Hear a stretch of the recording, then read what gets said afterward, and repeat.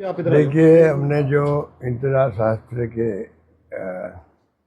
Cautious में जो एक प्रयास किया है सरकार तक बात पहुंचाने का, सरकार को इसको सकारात्मक रूप में लेना चाहिए कि एक विपक्ष के जो मुख्यमंत्री रह चुका व्यक्ति, वो अपने वक्त में जो बड़े बड़े काम हुए अधूरे पड़े हैं या पूरे होके खड़े हैं, आगे बढ़ नहीं रहा है, कॉलेज प्रारंभ नहीं हो रही मान लीजिए, या जो प्रोजेक्ट हमने दिए हैं एक से बढ़ के एक थे, तो हमने सरकार को ये मैसेज दिया है कि देखिए लोग कितने गुस्से में हैं लोगों को कि उनके क्षेत्र में बिल्डिंग खड़ी है और प्रारंभ नहीं हो रही है। तो इससे अच्छा तरीका कोई हो नहीं सकता, सकारात्मक तरीका। आलोचना तो हम लोग रोज करते ही हैं, करते जाएंगे। उनको उसको भी लेना चाहिए। विपक्ष के लोग तो बात करेंगे, हमें तय करना कि वास्तव में विपक्ष की बातों में कितनी सच्चाई है। अगर सच्चाई है तो उसको सुधार करें, सच्चाई नहीं है तो छोड़ दे उसको। ये तरीका होता है पक्ष विपक्ष के अंदर। तो दुर्भाग्य से विपक्ष को तो ये समझते नहीं कुछ, ना मोदी जी समझते हैं, ना यहाँ पर यहाँ के लोग समझते हैं। प्रॉब्लम ये देखो ये, और ये इन्हीं के घाटे का सौदा है। जो व्यवहार इन्होंने अपना रखा है, जमीनी हकीकत बिल्कुल दूसरी है, और ये लोग हवा में उड़ रहे हैं, बड़ी बड़ी बातें कर रहे हैं, बड़े बड़े भाषण दे रहे हैं और फिजूल खर्ची कर रहे हैं। फिजूल खर्ची का तो इतिहास बन रहा है राजस्थान का, फिजूल खर्ची का कोई सोच नहीं सकता। जिस प्रकार से अनावश्यक बड़े बड़े प्रोग्राम करके जो तमाशा कर रहे हैं, लोग बुलवा रहे हैं कलेक्टरों के थ्रू, सारा पैसा सरकार के खर्च पे हो रहा है।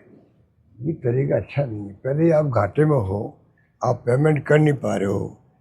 जो बुजुर्ग हैं, महिला पुरुष, जो लोग दिव्यांग हैं, जो विधवाएं हैं, उन पे भी दया नहीं आ रही है। 3-3, 4-4 महीने तक पेमेंट नहीं होते हैं। दवाइयों की दुकानों वालों ने दवाएं देना बंद कर दिया, 1000 करोड़ बाकी है उनका। तो क्या भुगतने लोग अपनी जेब से, वो जानते हैं। और प्राइवेट अस्पताल ने इलाज बंद कर दिया क्योंकि वो कहते हैं हमारे पेमेंट नहीं है, तो हम क्यों करें आगे। और इतना शानदार राजस्थान का गौरव बढ़ा था। भजन लाल जी चाहते तो जो पूरे कंट्री में मैसेज गया कि राजस्थान एक मॉडल बना दिया हेल्थ को लेके, पूरे चाहे बीजेपी राज्य हो चाहे कोई राज्य हो, कोई प्रत्यक्ष या कोई परोक्ष रूप से तारीफ करता राजस्थान के मॉडल की। भजन लाल जी चाहते तो उस मॉडल को और मजबूत करके आगे बढ़ाते, उनकी वाहवाही होती। अब उसको इतना कमजोर कर दिया है कि प्राइवेट वाले भी पीछे हट रहे हैं। दवाई की दुकान, दवाई मिल नहीं रही है। रिटायर्ड कर्मचारी है या सर्विंग कर्मचारी है, एमएलए है, एक्स एमएलए है, पत्रकार भी है उसके अंदर, आरजीएसएस के अंदर। एमएलए को तो फ्री मिल जाती है क्योंकि वो तो एमएलए है। पता नहीं क्या हो जाएगा, तो वो प्राइवेट वाला मैं सुनता हूँ एमएलए से, सब पहले मना किया, उसके बाद में हमारी बात माननी पड़ी और हमारा इलाज शुरू हो गया, ऐसा मैंने सुना है। और दवाई मिलने लग जाती उसको तो, पर हर एक को मिलती नहीं है। तो कर्मचारी या जो रिटायर्ड कर्मचारी बेचारे, उनकी क्या बीतती है। अब इनको ये बातों का संवेदनशीलता ही नहीं है। ये सरकार संवेदनहीन है, ये कहना चाहिए। एक रिफाइनरी की सौगात मिल रही, जबकि आपने दौरा किया था, मुख्यमंत्री जो थे तब एचपीसीएल के अधिकारी कह रहे थे कि दिसंबर 2023 में ही पूरी हो जाएगी। 24 में हो जाएगी पूरी। 23 में गया था लास्ट में, पहले 23 में गया था, ठीक कह रहे हो। फिर उन्होंने कहा साहब नहीं, थोड़ा टाइम लग जाएगा, 24 तक तो हम कर ही देंगे इसको। और वो 26 में ला रहे हैं, प्रधानमंत्री को बुला रहे। पर मैं तो इनसे वो सवाल पूछता हूँ, आपने 4 साल तक, 14 से लगाकर 18 तक जो बंद रखा है इस काम को, उसके बाद में आपने चुनाव के मौके पर देखा कि चुनाव हार नहीं जाए,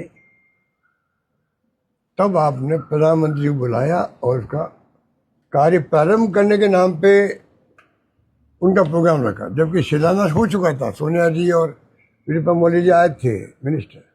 इतना बड़ा प्रोजेक्ट था, अगर आज 7 साल देरी से शुरू हो रहा है, कहाँ 37,000 करोड़ और कहाँ 80,000 करोड़ में फर्क तो होता है, पैसा तो पब्लिक का ही होता है। तो ये जो सेटबैक लगा है रिफाइनरी को, इसका दोष किसका है? पहले वसुंधरा जी को भी मिसगाइड कर दिया गया कि घाटे का सौदा है, और ये भी कह दिया कि पानी हमारा, जमीन हमारी, बिजली हमारी, तेल हमारा, फिर हमारी भागीदारी 26% क्यों है? तो फिर मैंने उनको समझने का प्रयास किया, ऊपर में विपक्ष में थे, तो मैंने कहा ये गलत कह रहे हैं, भागीदारी होती नहीं राज्यों की, ना लेते राज्य से कह रहे, क्योंकि रिफाइनरी जो है कई बार घाटे में आ जाती है, तो स्टेट गवर्नमेंट घाटा पूर्ति करने की स्थिति में नहीं होती है। और रिफाइनरी खुद है, एचपीसीएल क्या या आईओसी की, किसी की है, उनके कई रिफाइनरी होती है, कोई घाटे में चली गई, कोई फायदे में आ गई, वो लोग इसको सहन कर सकते हैं। इसलिए स्टेट गवर्नमेंट, हमें तो मजबूर किया गया कि हम रिफाइनरी में तब आगे आएंगे तब अगर स्टेट गवर्नमेंट 26% भागीदारी लेगी, इसलिए मजबूरी में भी लेना पड़ा। और आपको भ्रम है कि ये कम भागीदारी ली है, तो ये गलत है, ये मैंने उस वक्त भी कहा था। तो ये तमाम बातें मैं कह चुका हूँ पहले। अब इन्होंने जो, जिनको ABCD नहीं मालूम है, उनको बैठा करके प्रेस कॉन्फ्रेंस करवा रहे हैं रिफाइनरी के बारे में।